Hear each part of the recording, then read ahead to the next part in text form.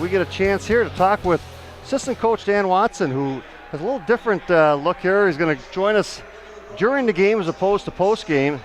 Dan serving a one-game suspension. But Dan, the first thing I want to talk about is you have an opportunity now to get a little different perspective of the game.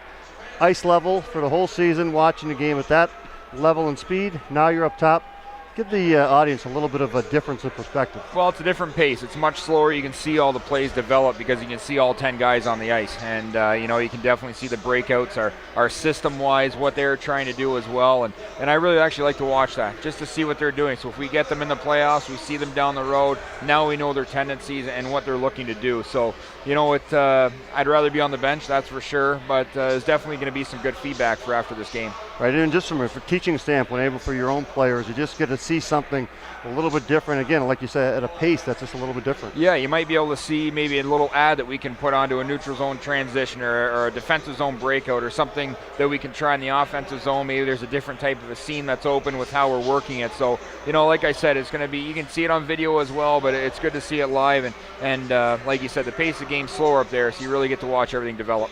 So Dan, with that view here, and tonight, obviously down 3-1, but there's been some portions of the game that clearly controlled by Toledo. And that's the thing. I know Ben Youd's touched on it. It's getting pucks in behind their defensemen. We need to use our speed, drive them wide versus pulling up 5 feet inside the blue line. We really need to push them back.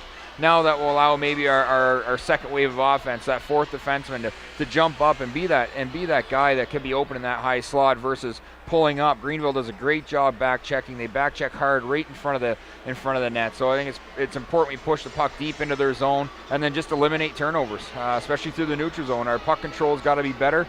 I think sometimes we're a little ahead of the play. So if we all come out as a unit, 5 guys, I think we'll be able to turn this around and get the equalizer here. Yeah, and Dan, I saw something, in that game, and obviously 2 quick goals for Greenville are the difference right now, but that came after an unbelievable penalty kill by your club. 5-on-3 down, great kill, had great chances 5-on-4. Generally when that happens, momentum all goes in your favor. We didn't see that tonight. No, they just kept coming, and hats off to PK so far. Touch wood here for the third period, but you know what, they've done a fantastic job so far, 5-on-4 and 5-on-3. And like you said, usually momentum goes your way because you're excited, you just got the big kill. They come back, score a quick one, maybe some fresher legs. It's short bench. You only get 9 forwards here playing tonight in 7D, so hopefully they get their legs here in the third period and get back at it. And last point here, Dan, just the here we are, we're 10 games left. A very critical point in the season. 4 points up in a playoff spot. What is the team mood, and as coaches, what are you telling your team as we head into the last 10? Well, what we told them here yesterday morning at practice is the last time we checked the standings, we're in a playoff spot. Yeah, we haven't got the success we wanted here as of late, but we get one win. I see our team, and I know Nick feels the same way, that we can go on a little bit of a run here.